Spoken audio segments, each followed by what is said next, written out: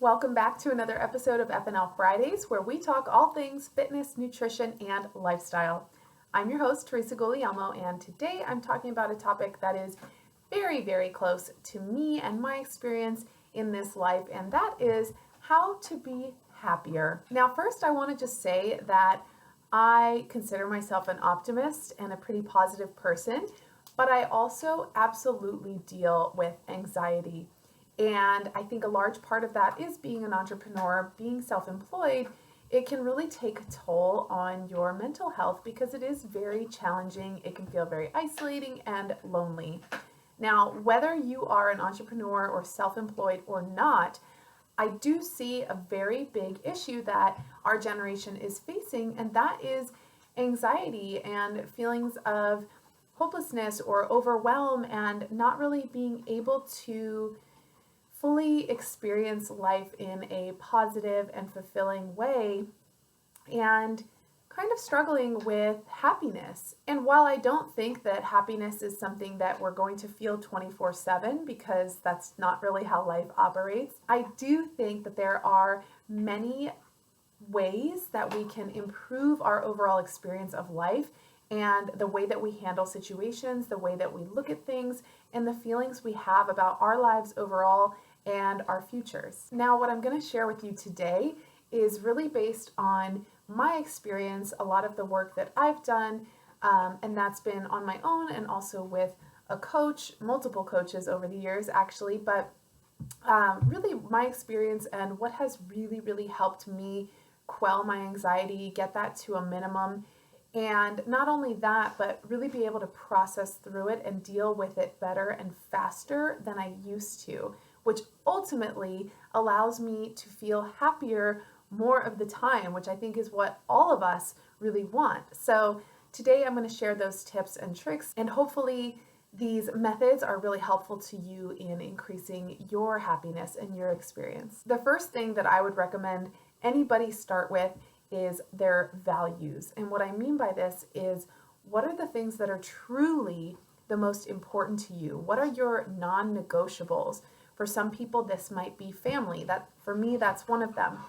It may be traveling. It may be doing good for the world and the community. It may be money. That is a value for some people.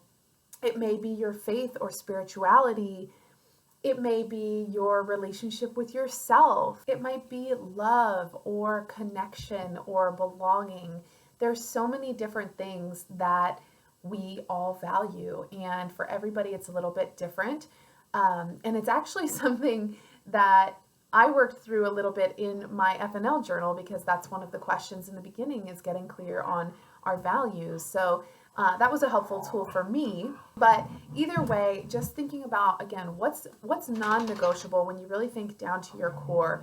What is the most important few things to you? The other important thing about establishing your values is understanding why. So I would really recommend making sure you understand why that's so important to you. And maybe you can't figure that out quite yet, but I would definitely try to think on that and figure out why that's important to you and what that means to you. Kind of on that same note, the next step that I took was getting clarity. So a lot of times I think we struggle because we don't have clarity. We have this kind of, maybe this fog over us, or this idea of, I'm not quite sure what I want. I don't really know what my best life would look like or what happiness would look like.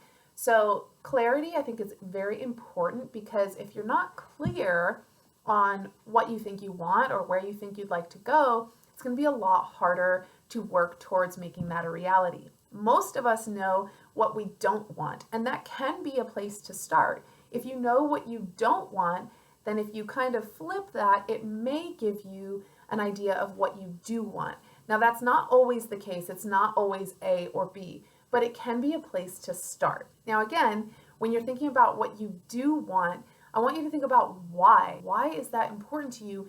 How is your life going to change? Or what do you think is going to be better or improve when you have that thing, when you do this or that, when you become this person, XYZ? How is your life going to change? So just an example, for me, Over time, I have realized that financial security is one of my values. That is not to say I want to be rich. That's not what that means. For me, it's knowing that I'm going to have consistent income over and over every month so that I know I don't have to worry about money. One of the ways that I got clear on that was to actually establish a number. What number was that I wanted to bring in every month? And I wrote that down every day, that I'm bringing in this amount of money every day. And that helped me get really clear on, okay, this is exactly how much money I know I need to bring in to get that feeling of financial security. And it's also a lot easier to work towards that goal because I said, okay, if this is the number that I'm working towards, then what does that look like when I break it down by my profession and the services that I offer? What would I need to do professionally to hit those numbers? So it really helps me take action because now I'm clear on exactly what that value looks like. Now, action is another very important part of this puzzle. And what I mean by that is you have to actually do something about your life. You can't sit on your butt and just say, I want this, I want that, I don't like this, I don't like that. If you are going to take the time to get clear on your values and why they're so important to you, and to get clarity on what that actually looks like, then you need to start taking action to move towards it. That doesn't mean you have to have all the answers. It doesn't mean you have to be sure or believe that it's going to work out exactly the way that you think. What's more important is that you are just doing something about your circumstance. So again, if we go back to the money issue, an action step for making more money is writing out the ways that I can do that. And then from there, maybe it's meeting with new potential clients. And maybe that means, okay, I need to find ways to meet new clients. Or maybe you need to sell more, whatever it is that you sell. Or maybe you need to work overtime at work. Maybe you pick up another job, which means you start applying for jobs. There's no right way to take action. It's literally just moving yourself forward towards the clear intentions and the clear goals that you're setting out for yourself based on those deep values. One of the awesome side effects of taking action, it gives you that feeling of hope, which a lot of times is what we really need to start the ball rolling. So by taking action, it gives you feelings of hope and possibility, excitement, the possibility of change, and it also gives you this sense of control and influence over your own life, which, by the way, you absolutely have. So remembering that when you take action, you're doing so many good things for yourself, and a lot of positive effects are going to come from that. Another tool that I used, which sometimes can actually be more challenging than you would think, and it is something you've probably heard of a lot, but that is practicing gratitude. The twist here that I did, which I recommend you do as well, is practicing gratitude for not only the good things, because that's generally pretty easy, even though it's really great to take stock of all the great things in your life that you may be overlooking, but also having gratitude for the not so great things in your life. Maybe it's an injury, maybe it's a loss of a relationship, maybe you lost your job, maybe you got a parking ticket, maybe you broke something in your house that you really liked. It could be anything, but by finding ways to be grateful for even the negative things in our life and why, which is a very important part, make sure you say why you are grateful for it. It will force you to shift your mindset around everything.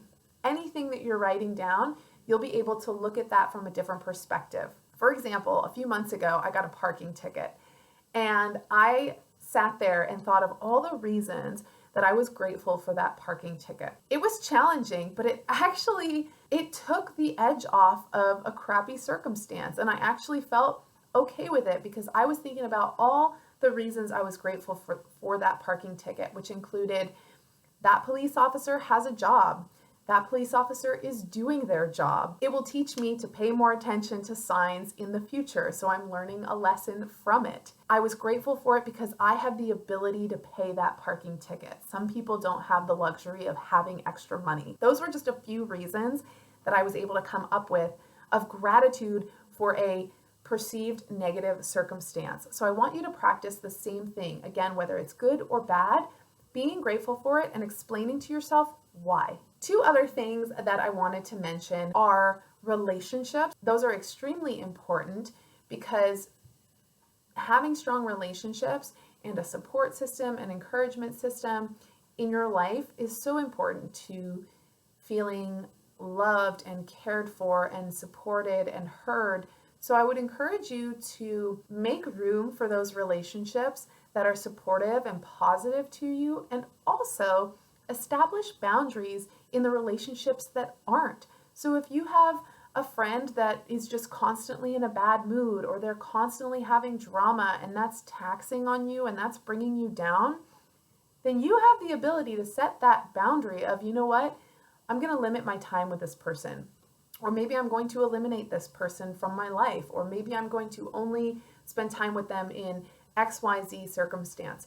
But again, making sure that the relationships in your life are positive for you and they're not relationships that are draining or bringing you down or making you feel worse in any way. And ultimately, this is probably the most challenging one, but try to step outside of yourself and see things from a bigger perspective. A lot of times we can get stuck in our own minds and very self-focused, self-centered in our life, the circumstance of our life, and sometimes it can be easy to go down the rabbit hole of why everything is bad or why everything is overwhelming and all that negativity.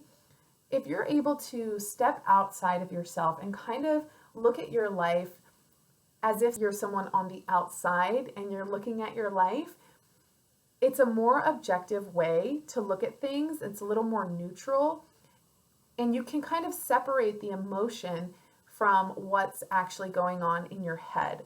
So for me, that was really helpful because when I would take the time to step back and kind of step outside of myself and truly look at my life for what it was, I realized that there were so many things that I was allowing to get to me or overwhelm me or stress me out that I really didn't need to.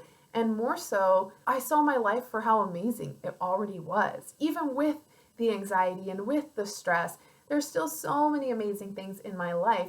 And again, I was able to step outside and release some of that emotion that I have tied up in my own life and look at it more neutrally. So I would definitely recommend trying to separate yourself from yourself a little bit and look at your life in a broader light and the bigger picture. Now, those are just some of the tools I use. There are so many resources out there, and some of these may work for you, some of them may not, but they absolutely helped me. So I'd love to know if any of these have been helpful for you, if you currently practice any of these things, and what your results have been with it. So please let me know. You can reach out to me directly, or you can comment below in the comments, and I will talk to you next Friday. Have a great weekend.